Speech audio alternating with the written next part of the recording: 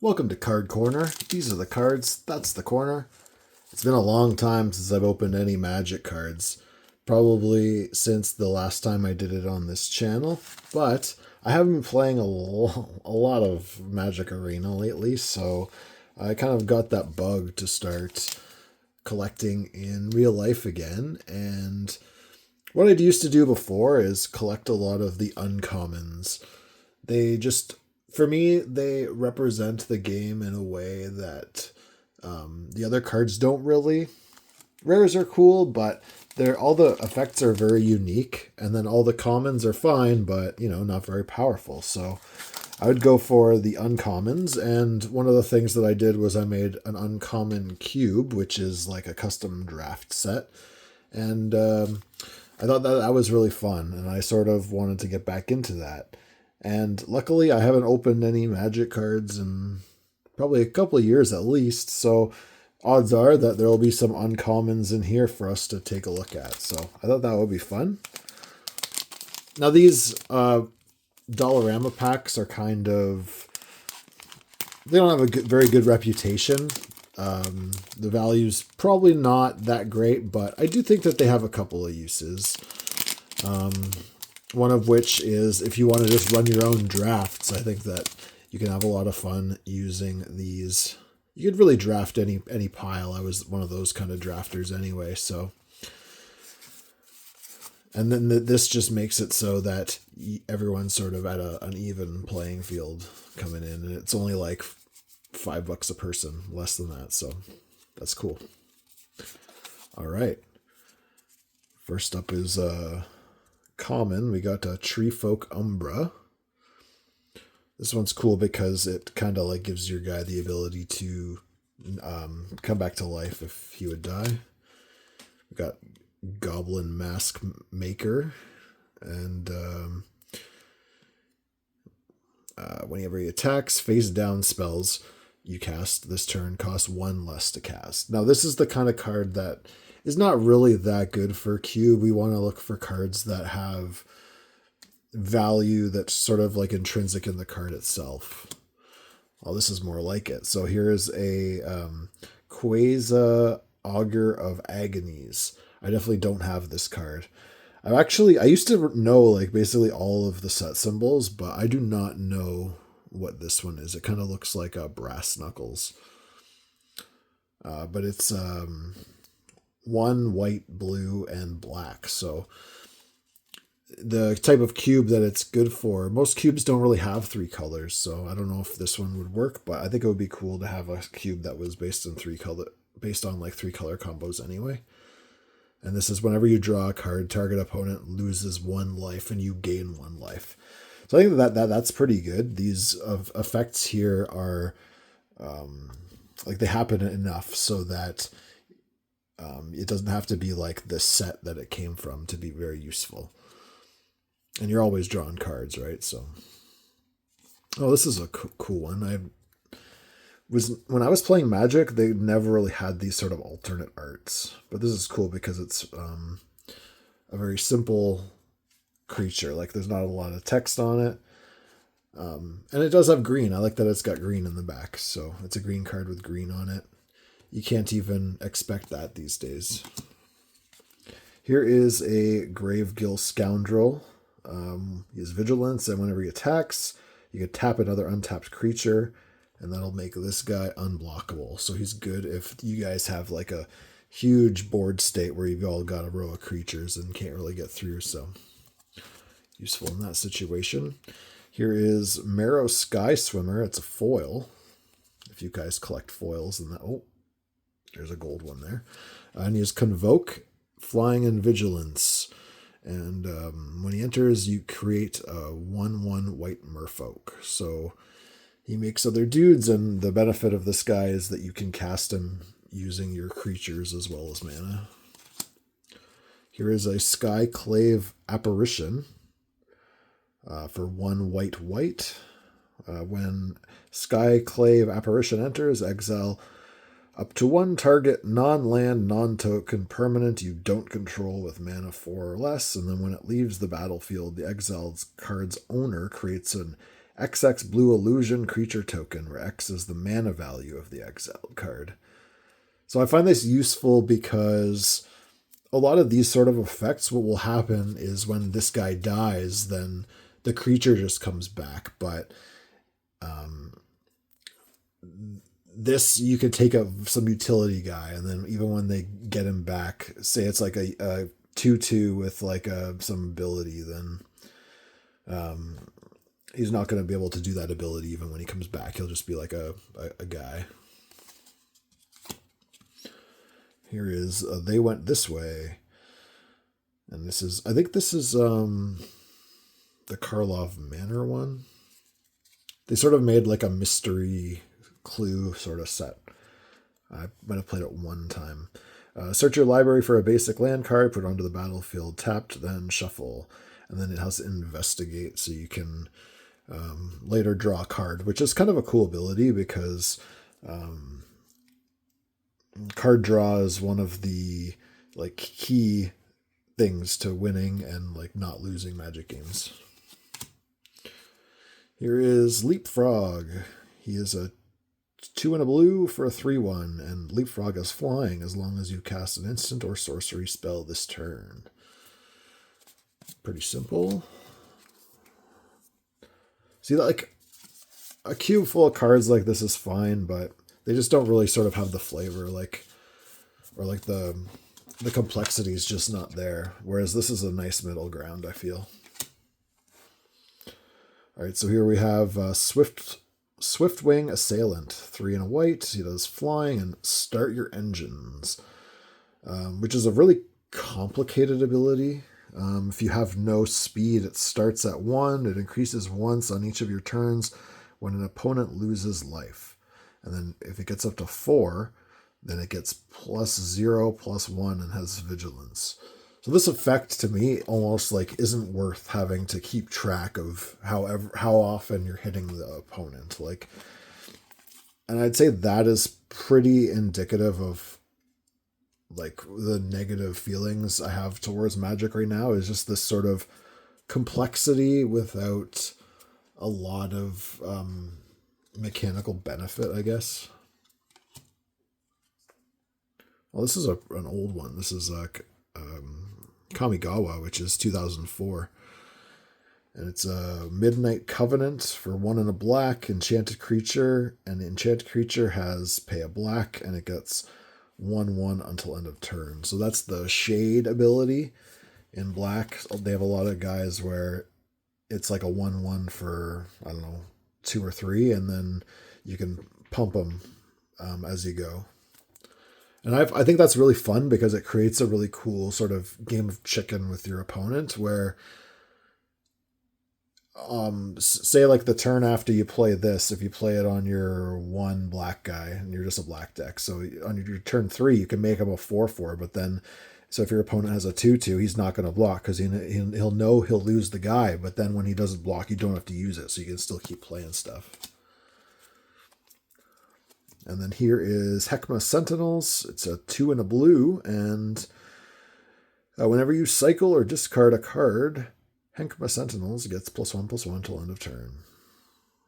So I don't know, like I'd say discard, yes. There's effects that do discard all the time, but cycling isn't really that common of an ability. Although they've been doing it a little bit more lately than I feel like they used to. And here is Fate of the Sun Christ for 4 and a white. And it costs 2 less if you target a tapped creature, and you get to destroy target non-land permanent. So your basic removal spell, you're going to need those. And it's probably, I think that's my first Final Fantasy card. It's kind of anticlimactic or uneventful. Anyway, Burning Curiosity is 2 and a red, and it's a sorcery, and you can, additional cost, you may blight 1. So blight means you put a -1/-1 counter on your creature, so he gets a little bit weaker, and then you get this extra ability. So you can exile the top 2 cards of your library, and if you did the blight, then you can exile the top 3 cards instead, and then until your next turn you can play those cards. So It's kind of like Red's version of card draw, where it's like now or never, so you can't really like predict or do things in a way that is very calculated in the way you can with blue, which is, I think, cool to do that for the color, or like make sort of like similar effects just with that color's identity. And here is It Locket? It's a 3 mana artifact, and it adds Is It colors, or you can sacrifice it to draw a card. So kind of boring. I would say that this one was not really... I'm not super stoked. I would have liked to get more uncommons. We did get a foil, this Marrow Sky Swimmer. And I did get a kick out of seeing this sort of like alternate finish. I'm from a day where that was pretty uncommon. They were starting to do that more with like this border for legendary cards, but nothing quite as drastic as this. And then we did get this one uncommon. So right now our cube is kind of not looking that strong.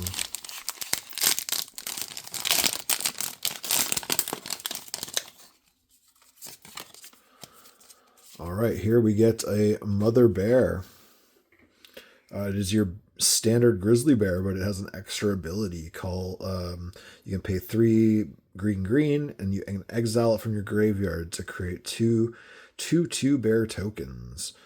You can only do it as a sorcery.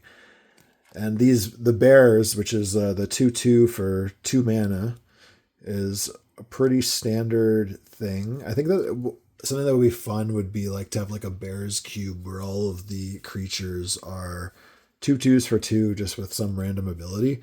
I'd say as far as extra abilities, this one's pretty good because it's almost like 3 creatures in one. All right, here we've got the Rot Farm Mortipede, 3 and a black, and whenever 1 or more creature cards leave your graveyard, it gets +1/+0 and menace and lifelink. So it becomes bigger, but I think that cards leaving your graveyard, I'm not sure. That is, it's pretty like general, and that happens a lot in like a black-green deck, for example, but there are definitely some sets where that is like the focus of black-green. So it's going to like sort of vary how good that one is. All right, and we've got oh no, that's not an uncommon, that's a common. Disdainful Stroke, 1 and a blue, and that is just a counter target spell with mana value 4 or greater. It's one of those 2 mana counter spells where you have to like fit it into some niche. Usually like a hard counter is 3 mana, and then for 2 mana you just have to like bend over backwards a little bit. Here we got Think Twice, which is blue's bread and butter. You just draw a card and you got flashback, and the reason that's good is because like if you discard this card for like a draw discard ability, you can still flash it back and get an extra card for it. And then also certain blue and red cards will have like if you cast a spell, then your creature gets +1/+1, the prowess ability, and so that this will give your guys like extra uses of that. Here's another Final Fantasy card. It is Call the Mountain Chocobo, and it's 3 red. Search your library for a mountain card, reveal it, put it into your hand, then shuffle. Create a 2/2 bird creature token with whenever a land you control enters, this token gets +1/+0 till end of turn, and then it has flashback. So you are searching up mountains and making creatures. As far as like abilities go, I'd say this one's like I'd almost always rather just have a 4 mana power creature. Although the ability to flashback makes it better. Here is Moon Glove Extractor, and for 2 and a black, and it is an elf warlock, and whenever it attacks, you draw a card and lose a life. So this can be pretty strong, especially in black. You've got a lot of like creature destruction. So if you can stick this guy and then attack and kill their guy every time, then you can just like keep drawing cards and generate a lot of steam that way. All right, and we've got a rare, and it is from way back from Tarkir, the Dragons of Tarkir, one of those ones. This was one of the last sets that I played like pretty heavily. I played for, I don't know, probably 5 years, I guess, pretty solidly. Like almost every Friday I'd go and draft. And so Flying Crane technique, it is 3 blue, red, white, and untap all creatures you control. They gain flying and double strike until end of turn. So this is cool because you can use it defensively and offensively. You can like feign like attacking them so that they like don't block you, and then when they swing back, then you untap it, and all your guys have double strike, which is a pretty powerful ability. All right, and next up we've got Griffknot Tracker. It is a 3 and a white. It is flying, and whenever it enters the battlefield, you can exile 2 cards from a single graveyard, that's a pretty niche ability. It's useful, I guess, sometimes, but I think that sometimes it can be like really good, a really good ability, but this one is not an instant speed one. So what you want to do is when they're like targeting cards in their graveyard to bring them back using spells, then you remove them, and then that can be really devastating for their plan. So here's Rush of Adrenaline. It's another pretty old one. Oh, I think this is the one that they made, the Innistrad remake, or the second Innistrad. I played a lot of the first Innistrad. But I did not check out the newer one. And target creature gets +2/+1 and gains trample until end of turn. I like this one. There was one card. It was called Wild Hunger, and this was from the second Innistrad set. And it was good because it had flashbacks, so you could do it twice, and I really liked that one. Oh, and it's not even going back that far. They're just tricking us with playing around with the borders, because they started doing this they never did this when I was playing Magic with the older borders. So this is Cloudfin Raptor. He's got flying and evolve. So I'm not sure where this is from, if it's from like a collector's box or whatever, because the Cloudfin Raptor that I had, which is from not Return to Ravnica, but Gatecrash. Evolve, I believe, is when you put out like a 1/1. Because its power is lower than 1, then it will add it. But I think they should always spell out an ability like this. Just because like sometimes there's a lot of abilities that do very similar things, especially now. Like I feel like there's like probably like 3 or 4 abilities that check to see what the power is of a creature or the casting cost of a spell now they've got. So I think they should write it in, because a new player's not going to know what evolve is, right? Especially like a new player that plays, that like sees this card made in 2024, but they see it in like 2030. Here is a Military Disciple for 1 white, and it's an enchant creature, and when it enters the battlefield, enchant creature gets first strike until end of turn. And he also, and then the +1/+0 sticks. And this is sort of like a new one that they've got, or like a new technique that they're using, where when it enters the battlefield, the enchantment, it's like almost like an instant, but then it's got the enchantment that sticks around, which I think is a cool idea. You can get a little bit of value, because like a combat trick that gives a creature first strike is not really that great.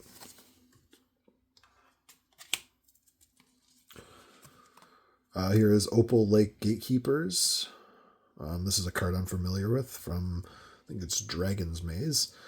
When Opal Lake Gatekeepers enters the battlefield, if you control 2 or more gates, you may draw a card. So that is a very set-dependent card there. You're not going to run that in your Commons cube because, I mean, unless, if you run all the gates, then sure, but otherwise, I don't know. Here's Elder Auntie for 2 and a red. It's a 2/2 goblin, and when it enters, you create a 1/1 goblin. So your standard create 2 guys kind of card. It's good for like strategies where you're trying to attack with lots of little creatures. Here's Larger Than Life, 1 and a green, and target creature gets 4/4 and gains trample till end of turn. And here's finally an uncommon. We've barely been getting any uncommons. It's crazy. Here is Discovery and Dispersal. Discovery is Surveil 2, then draw a card. Dispersal is each opponent returns a non-land permanent they control with the highest converted mana cost among permanents they control to its owner's hand, then discards a card. So obviously you're going to be trying to do this, but if you'll do this on a pinch. So I think that's pretty good because like if you're in the early game and you can do this one to just sort of like give yourself some gas, and then if you're in the late game, then you can do this one to like bounce back their best guy, and then they have to discard it is probably the ideal there. All right, I'm not too stoked with that pack as far as the uncommons go. And it kind of sucks that we got such an old rare, to be honest with you. Uncommon cube is still want for cards in it. All right, here we've got Thornado. It is 2 and a green, destroy target creature with flying, and it is cycling, which I think is good because it means you can run it if you don't know for a fact if they got creatures with flying, and if they don't have one, then you can always cycle it. Here is a Tunnel Tipster, a Mole Scout. He's a cute little guy. For 1 and a green, at the beginning of your end step, if a face-down creature entered the battlefield under your control this turn, you put a 1/1 counter on it. And then he can add green. So I feel like if this were like a card they made now, he would add a green for every counter on him. And then he'd be like, probably have to cost 3 mana then, but this is another one of those cards that is probably too specific unless you're going to put a bunch of face down cards in your cube, which I've never seen before, but I think that would be kind of fun. Here is Illuminator Virtuoso for 1 and a white. Human Rogue, 1/1 with double strike, and whenever he becomes the target of a spell or ability, he connives. You can draw a card, then discard a card, and if you discard a non-land card, you can put a 1/1 counter on him. So he's, you can, if you are targeting him, then you can pump him, sort of. And because he has double strike, it's like a double whammy. I'd say this guy's okay. He would make for some interesting interactions if you had a bunch of pump spells in there. Pump spells or, I don't know, other stuff. Here's a Changeling Wayfinder for 3 mana. He is a 1/2 Changeling, and when he enters, you can search your library for a basic land, reveal it, and put it into your hand, then shuffle. So interesting sort of fixing. It's usually they would do like an artifact for this, but I guess this was is this the Lorwyn set maybe? It was like very focused on elves and goblins and like fairies and stuff specifically. So this guy would give you that extra bonus if you needed it for one of those things. Here is Nasty End, and it is a Lord of the Rings card for 1 and a black. And it is an instant. As an additional cost, sacrifice a creature. You can draw 2 cards, and if the creature was legendary, you get 3 cards instead. So if you slit Boromir's throat, then you can draw extra cards. And I'd say cubes, like the uncommon cube that I made would not really have that many legendary cards, if any. But if you had a one that was like made in the last like 3 years, or like with only cards made in the last 3 years, then yeah, you're gonna have probably a lot of legendary creatures. All right, here is a Flamekin Guild Wielder, 3 and a red, and it is a foil. It's a 4/3 with trample, and when it enters the battlefield, you create a treasure token. Here is Exava, Rakdos Blood Witch. Man, they're still sitting on their bulk rares from like from 10 years ago, eh? 10, almost 15 years ago, jeez. All right, it is Exava, Rakdos Blood Witch. 2 black red, first strike, haste, and unleashed. That was a cool ability because you really want to do the unleashed every time. If you're not doing the unleashed, you're probably losing if you're in the black red. What is an interesting ability? Each other creature you control with a 1/1 counter on it is haste. So then all of your unleashed guys would get to haste in there. Here is Gearbane Orangutan. 2 and a red for a 2/2 ape with reach. And when he enters, you can destroy an artifact, or you could sacrifice an artifact to give it 2 1/1 counters. So this is, this is like the the orangutans. I don't know what their name is. There's another older one where you could just destroy an artifact or enchantment when it comes into play. So this guy has reach, so he's pretty good. I mean, if he doesn't have artifacts, then if the other guy doesn't have artifacts, then I guess it's kind of worthless. But it's good in cube because there's a lot of that kind of stuff flying around. I would definitely if I were to make a common cube, I would definitely include a card like this. I think he's pretty good. Here is Numai Outcast, and we're going all the way back to Kamigawa block. It is 3 and a black for a 1/1 with Bushido 2, and whenever he blocks, he gets +2/+2 till end of turn. Then you can pay 5 life to regenerate him. That's kind of an interesting one. I feel like they wouldn't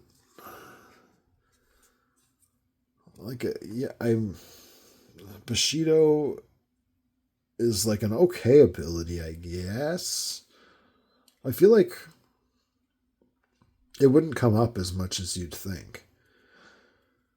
Because if he attacks you, then if he attacks you with it, then you just don't block it.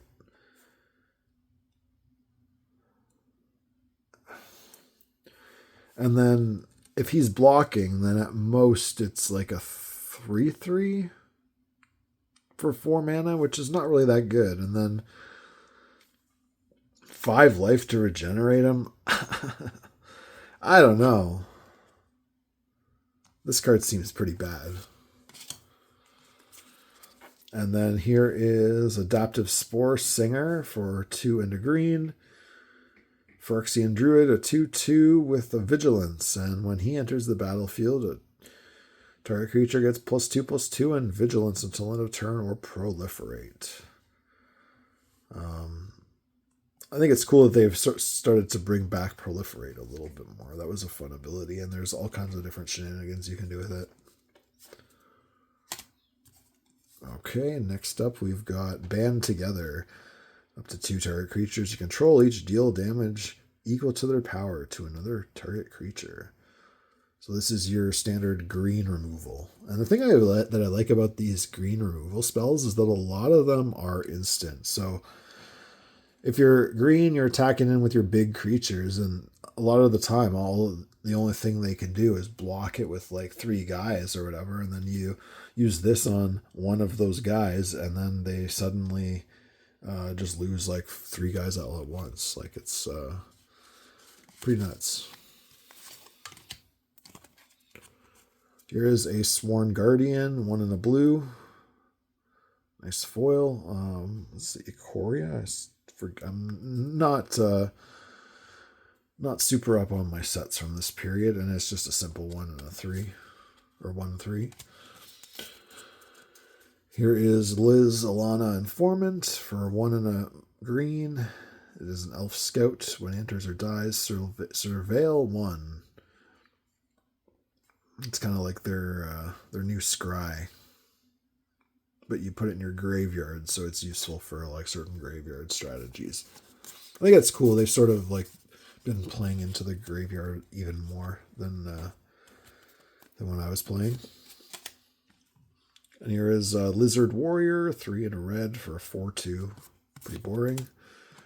And a Barging Sergeant for 4 and a red. It's a 4/2 with Haste and Mentor. So whenever he attacks, you could put a 1/1 on an attacking creature with lesser power. All right, so I mean, our foil cube is coming along all right. We've got 3 foils, and then 4 foils, and we've got our rare cube is coming along probably better than the uncommon cube.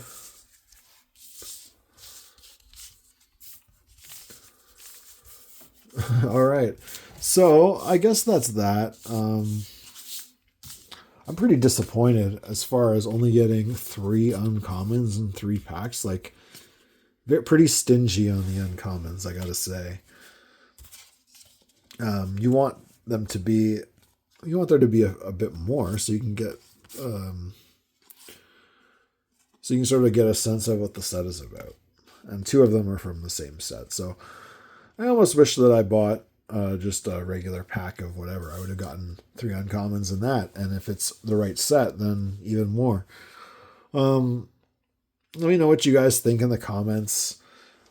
I know these